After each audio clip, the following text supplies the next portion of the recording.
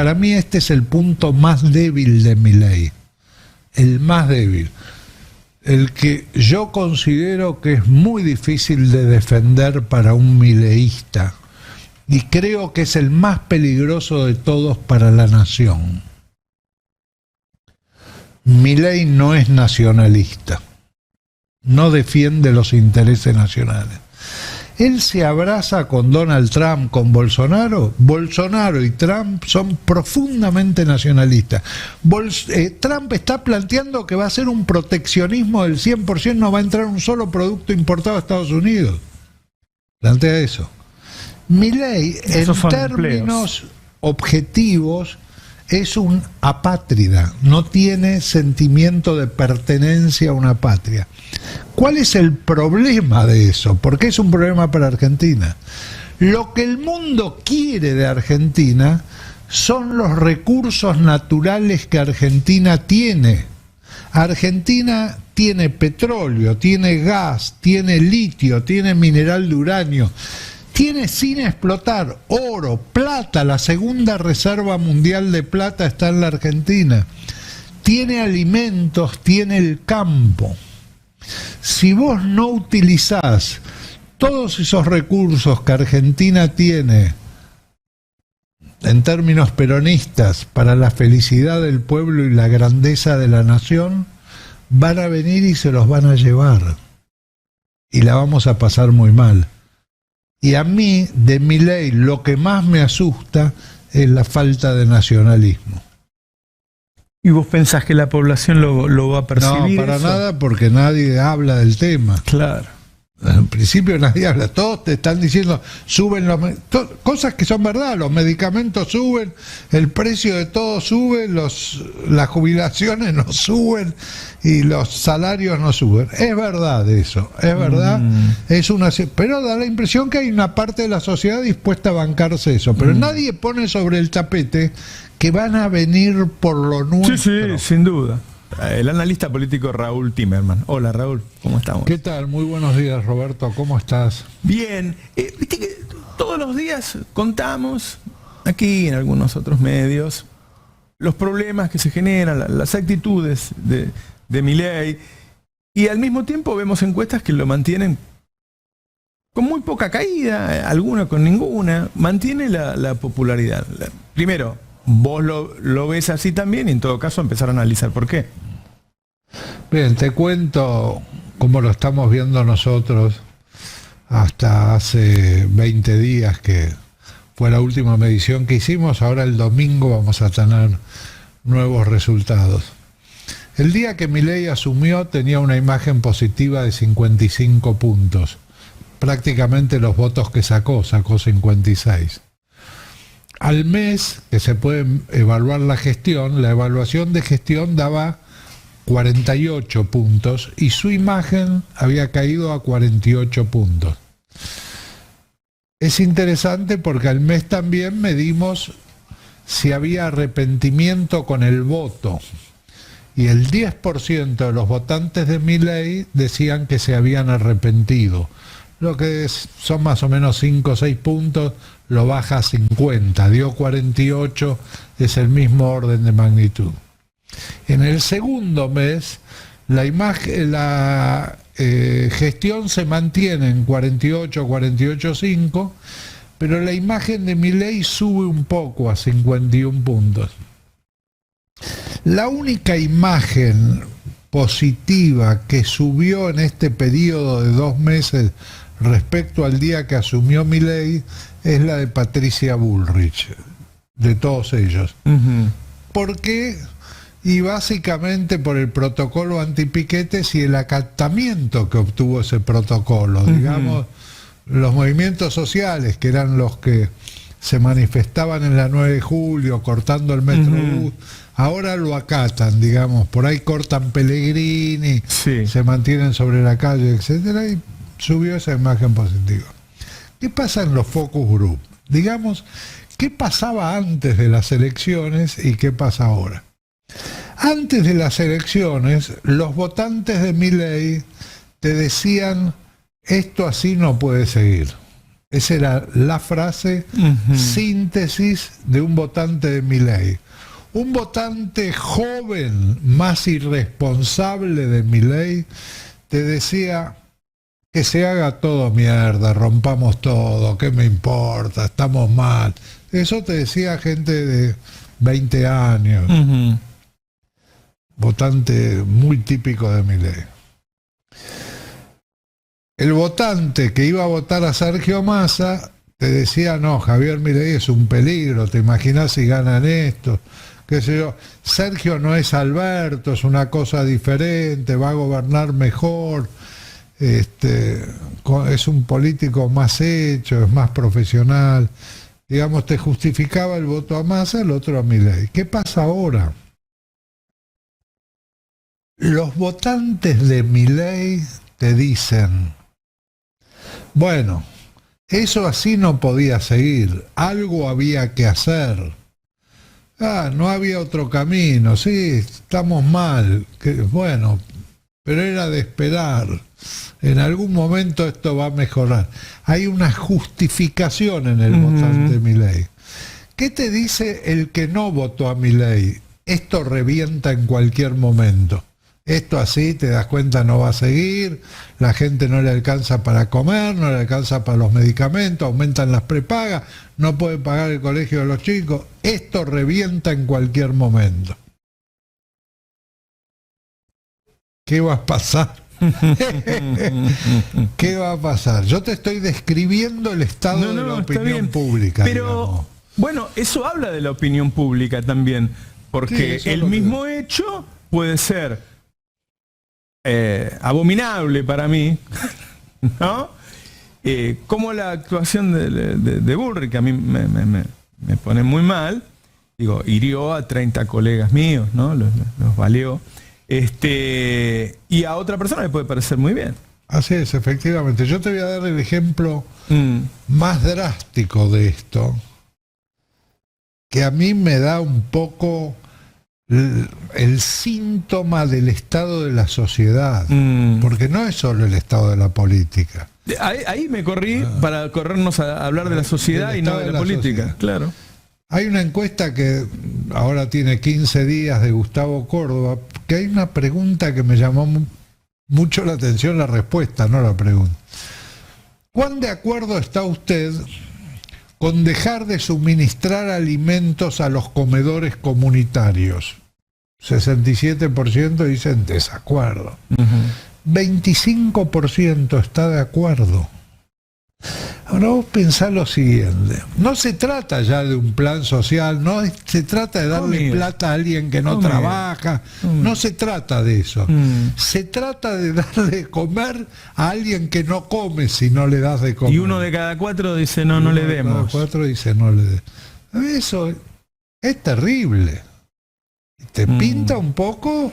Por eso, en vez de estar esperando que en cualquier momento la gente se enoje y se canse o qué sé yo, uno tiene que pensar que ese voto no fue una foto casual, sino que forma parte de una película, no fue ese día nada más que la gente estaba bien con Milei, no se equivocó y después se dio cuenta, no, sino que hay muchos que están de acuerdo con todo eso y que no van a dejar de estar de acuerdo, porque al fin y al cabo se está comportando como preveíamos, no es tan distinto, creo, ¿no? Incluso en sus modos, todo se mantiene. El electorado mira, dice, los partidos políticos no existen más, las coaliciones fracasaron, que venga un salvador. Miran a un hombre, ya no miran ni ideologías ni partidos políticos, miran a un salvador. El tema es que cuando mirás a un salvador siempre mirás a la derecha. Entonces, ¿qué sucede en ese proceso electoral? Se produce una polarización totalmente asimétrica. La izquierda queda del mismo tamaño que tenía antes de las elecciones y la derecha sube en todo el proceso, y la derecha más dura, la más disruptiva.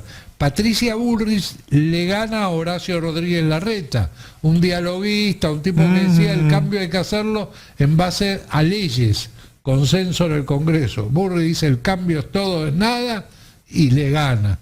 Pero después Bullrich no entra al balotaje, pierde. Hay uno más duro que ella. Había uno más duro que Javier Milei. Javier Milei desde el punto de vista electoral, tiene una característica.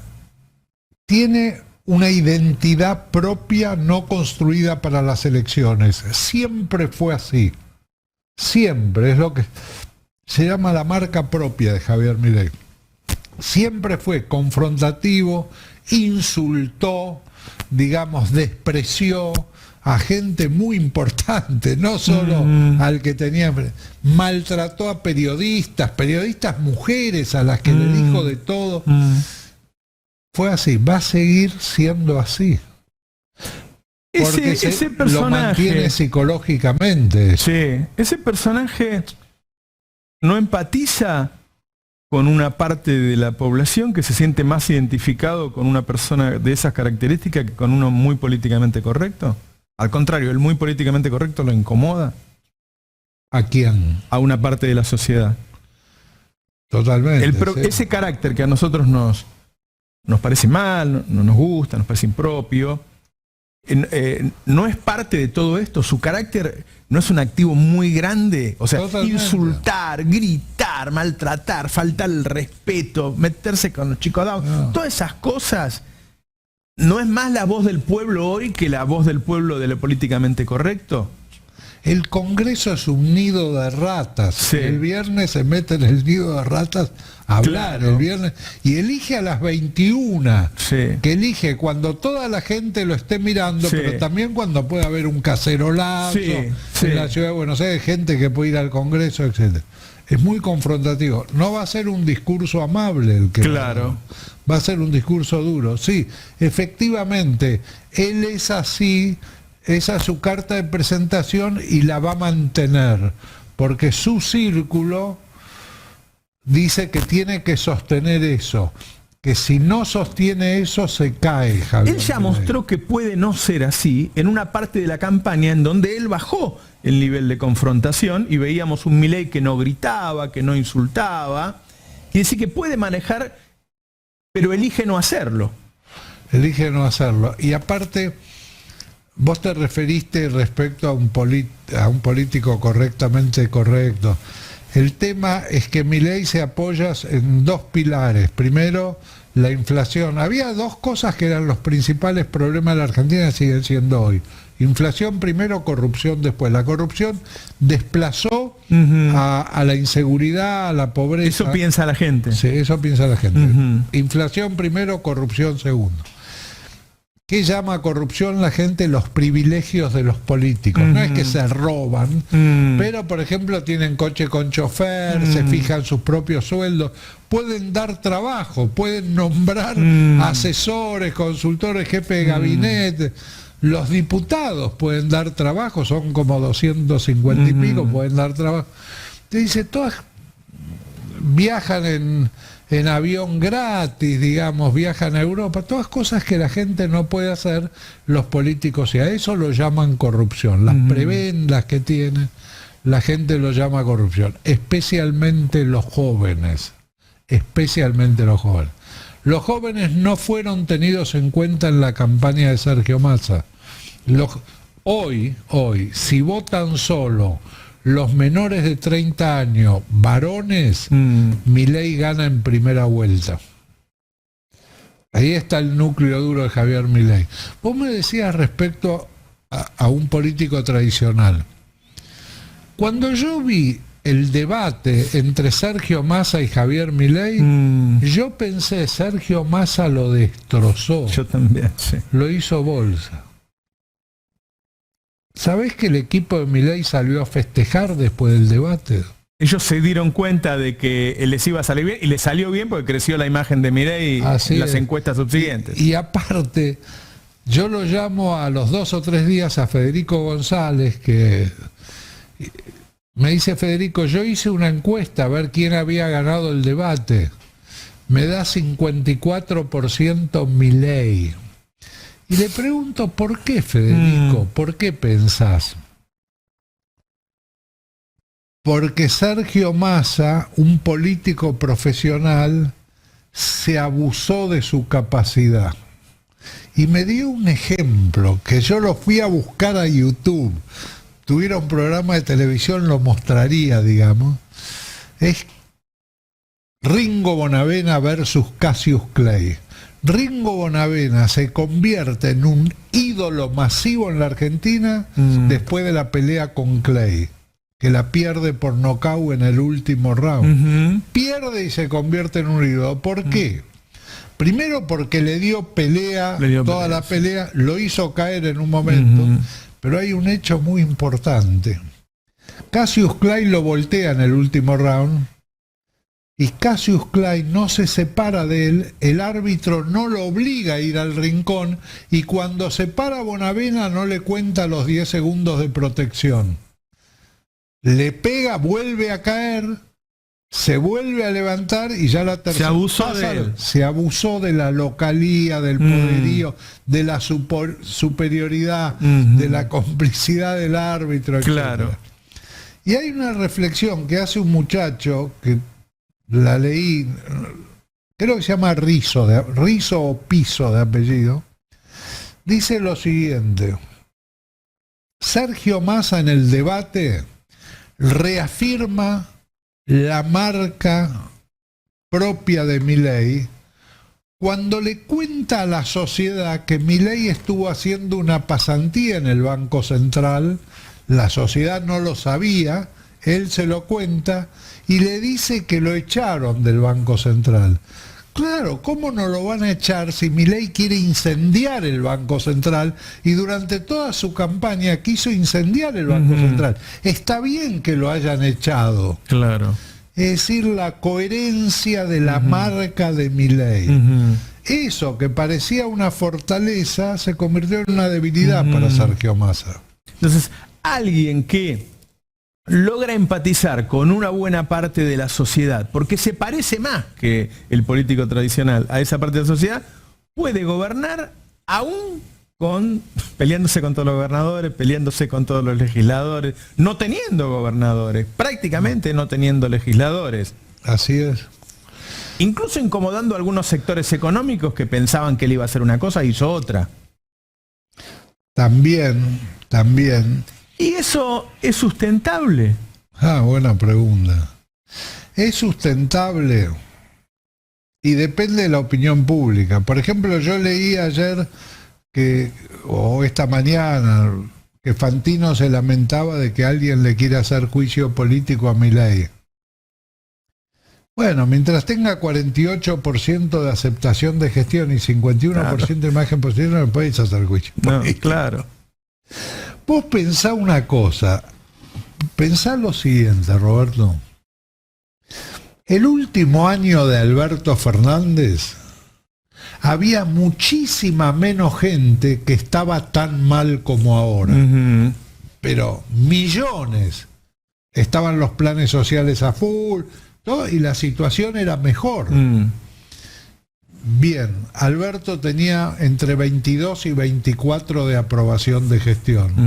Ahora, hay millones de personas que están mucho peor que ese momento, y Javier Milei tiene 48% de aprobación. Alberto fue un presidente sin oficialismo, ¿no? No había nadie hablando bien de él. Sin oficialismo, sí. Alberto dice que Felipe González le dijo que él tenía que haber sido el candidato a la reelección porque el oficialismo no puede ganar una elección si no defiende su gestión de gobierno. Claro. Eso es lo que le dijo Pérez. Bueno, si vos entrabas en las redes no había nadie hablando bien de Alberto. No. Que es raro, en general, por más que el presidente sea una porquería, la gente que pertenece a su partido habla bien de él. Lo excusan de todo, ¿viste? O sea, ¿cómo funciona? Digo, los grandes, los Coral, qué sé yo, todos defendían cualquier cosa que Jaroslavski, cualquier cosa que hiciera, iban ahí y lo defendían. Siempre había una forma, ¿no? Entonces había una cantidad de gente que dice, no, está bien lo que hizo este hombre, sí, no es que está diciendo que está bien. Alfonsín y Menem tenían mejor gente que los rodeaba. Claro.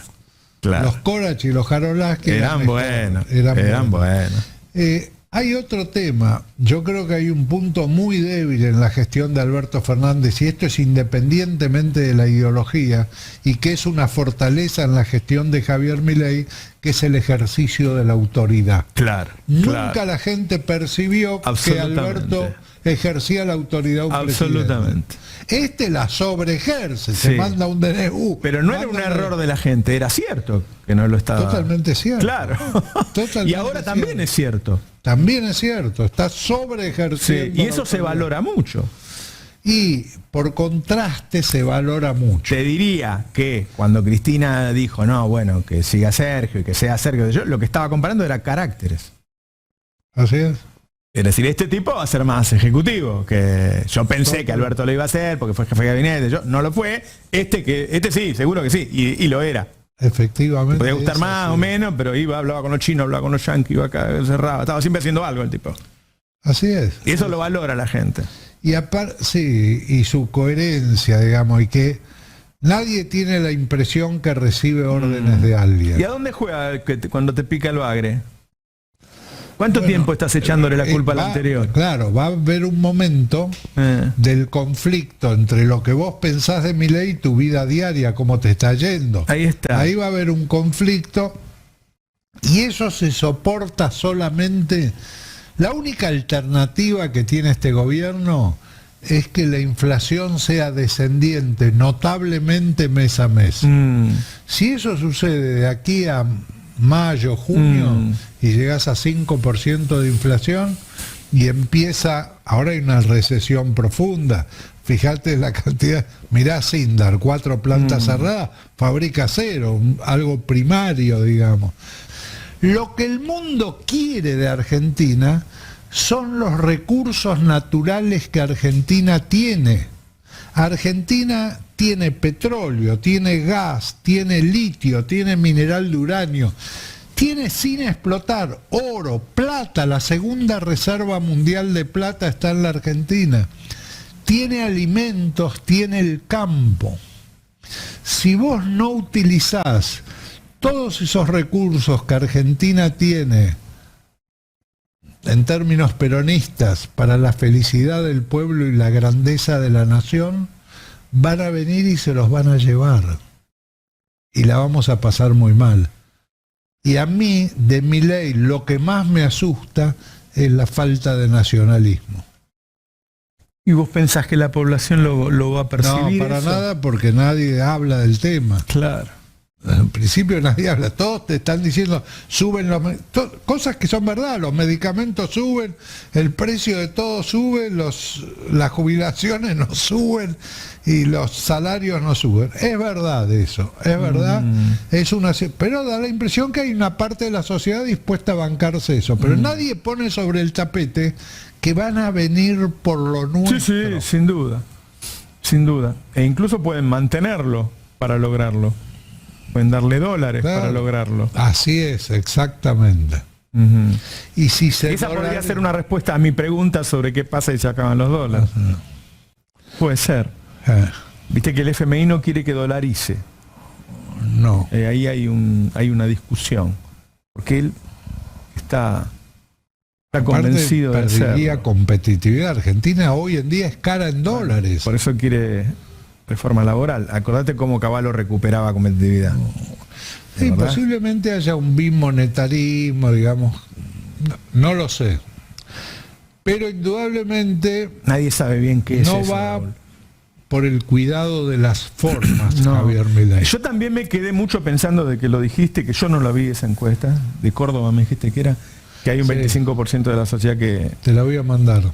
No está de acuerdo con que le den alimentos a los comedores. Es terrible eso. Bueno, porque por ahí deberíamos, por eso me parece muy rica esta charla con vos, deberíamos no solo hablar de Milei, sino si la sociedad argentina es tal cual nosotros creíamos que era o cambió, sin hacer juicio moral. Es decir, bueno, por ahí cambió, por ahí nosotros estamos diciendo, no, le va a ir mal a este hombre porque es inaceptable lo que hace y para una buena parte es aceptable.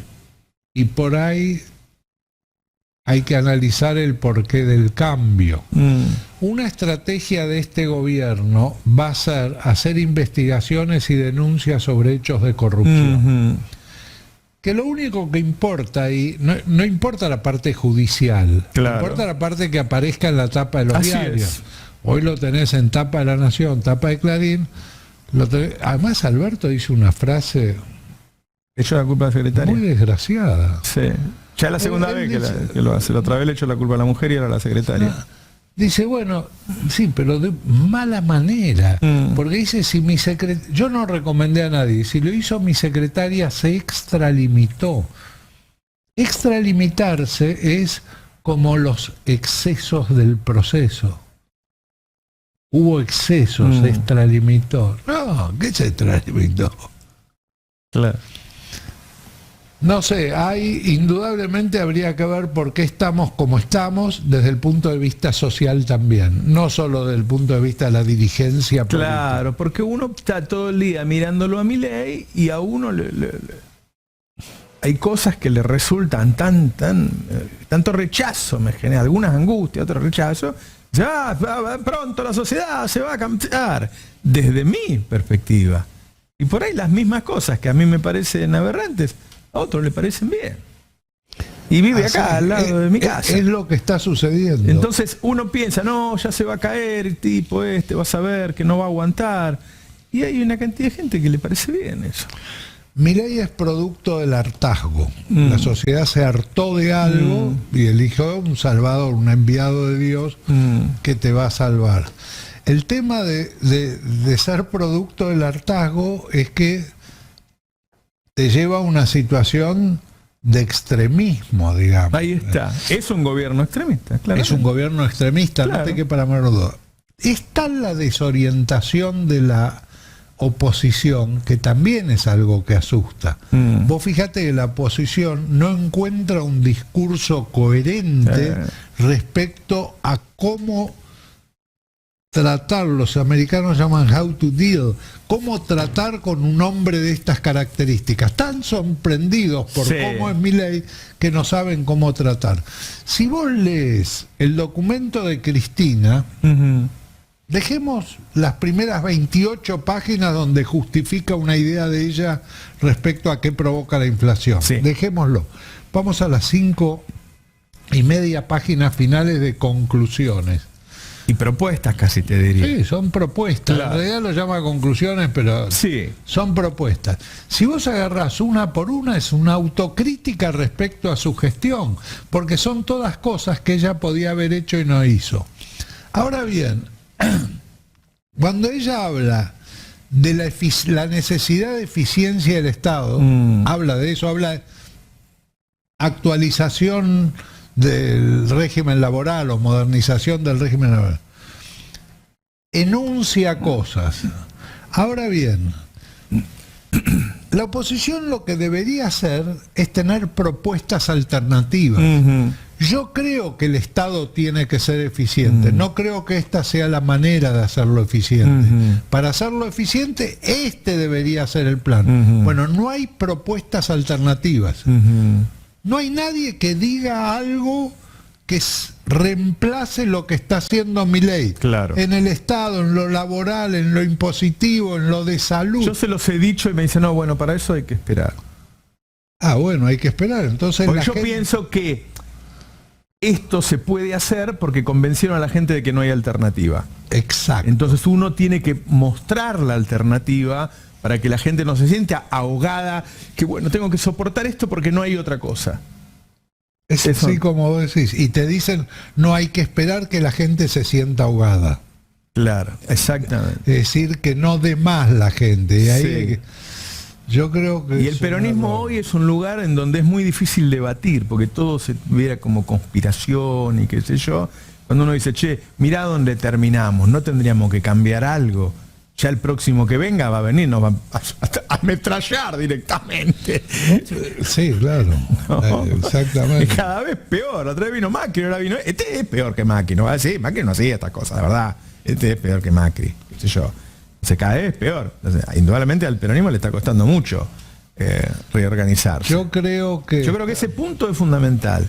Que ante cada crítica haya una alternativa, abre una esperanza, una puerta a la gente. Para que salga de un lugar hay que abrirle una puerta, si no queda encerrada en ese lugar.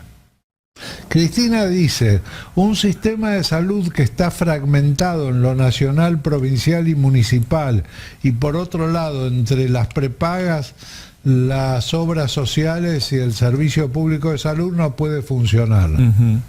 Bien, ¿y cuál es la propuesta? ¿Cómo sí puede funcionar? Porque lo que hizo Milei es, le liberó a las prepagas, Sí. después le sacó el 20% para el Fondo de Obras Sociales, está haciendo cosas compensatorias. Sí. Pero la gente tiene que pagar ese 20% Claro. también. Ahora bien, el otro dice así no puede funcionar. ¿Y cómo debería ser? Es lo que voy a decir, la alternativa. Bueno, presionemos porque haya propuestas alternativas. Claro, la teoría del shock labura sobre que no hay alternativa. Así es. Naomi Klein, ¿cómo se Entonces llama? es aceptable. Bueno, Entonces, Naomi Klein. Entonces aceptable. Si vos mostrás una alternativa, la gente puede decir, entonces no me tengo que morir de hambre. Podría no pasar hambre. Sí. Porque la verdad, ya ahora estamos hablando indigencia, ¿qué es? ¿No? ¿sabes que cuando volvió Perón al país hubo una propuesta de un sistema nacional de salud? No me acuerdo quién fue el que lo... Cristina armó, creo que fue Nicolás Kreplak el que tenía un proyecto y habló de eso hace un tiempo, ¿te acordás? Existe tal cosa, no la mencionó en esa carta, existe tal cosa. Hay que ponerlo sobre la mesa. Hay un trabajo hecho. Vos podés estar de acuerdo o no, porque viste que es un tema muy complejo, ¿no? Yo no leí el laburo de Kreplak, pero eso sí existe. Eso. Sí. Reforma Bueno, laboral pero yo no había visto, que ahí se plantea reforma laboral. Reforma laboral yo nunca vi ningún proyecto del peronismo de reforma laboral. Creo que no existe. Hay algo Reforma peor del Estado del peronismo, tampoco. que Reforma la del Estado tampoco. Y es cierto que hace falta reforma del Estado. Totalmente. Si no, ese Estado no da más. Claro. No puede cumplir con sus funciones elementales. El Estado está para dar seguridad, dar salud, dar educación, implementar la justicia. No lo puede hacer, lo hace mal. Claro. Hay otro error del peronismo que es grave y que la sociedad votó en contra de eso. El peronismo nunca planteó el tema de la corrupción. Nunca. Una sola vez lo hizo Luis Barrio Nuevo con una frase: tenemos que dejar de robar por 2 años, que yo hoy la tuiteé diciendo, año 1990, si le hubieran dado bola a Luis en ese momento, hoy Milei no sería presidente. Porque el problema es que como los medios antiperonistas están todo el día cargando sobre el tema, se dice no hablemos del tema. El tema es que quizás si no hablemos, entonces son todos corruptos. Así es, no hablas porque vos sos uno de los responsables. Por lo menos eso es lo que, o sea, yo no estoy diciendo que son, yo estoy diciendo, si uno no habla, habilita a que peronista sea símbolo de corrupto.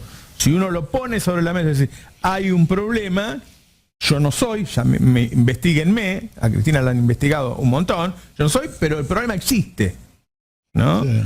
Ahora, hay una situación, si vos me decís en términos generales, ¿vos estás de acuerdo con el control de precios?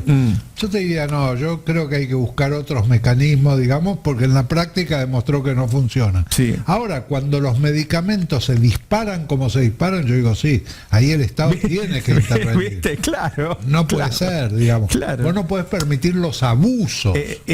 Oíme, Raúl, hay 2 laboratorios que hacen un medicamento. Bueno, no es fácil que se pongan de acuerdo. Todo lo más importante que se consume, no sé, lo que tenemos más de 60, en general tomamos la pastillita para la presión, todas esas cosas que toma la mayor parte, por lo menos de la franja etaria, son de 2 empresas. Bueno, es bastante factible, es natural si querés, no estoy siendo benevolente con ellos, pero que se pongan de acuerdo. El gobierno retrocedió solo en una cosa, el tema de los genéricos, en la receta. Así es. Eso retrocedió. Así es. ¿Por qué no puede haber genéricos? Yo creo que eso fue uno de los grandes logros de Ginés, digamos, el tema de los genéricos. Fantástico, fantástico. Ahora, indudablemente, sí. La influencia de los laboratorios son fuertísimos. Yo no sé si será cierto, pero yo era estudiante universitario en esa época cuando viene el golpe de Onganía. Bueno, estuve la noche de los bastones largos en Exacta. Yo soy licenciado en Ciencias Químicas. Tuve la noche de los bastones largos en Exacta. Y decían que a Ilia lo había volteado la industria de los Eso decían, sí. La farmacéutica. Son O sea jugadores que fuertes. son poderosos. Te agradezco muchísimo No, al que hayas contrario, venido. gracias Muy linda a vos, charla. Roberto, espero no haber aburrido a la gente. No. Muchísima gente viéndonos y escuchándonos. Volvemos en 30 segundos. Dale, ya entra el equipo.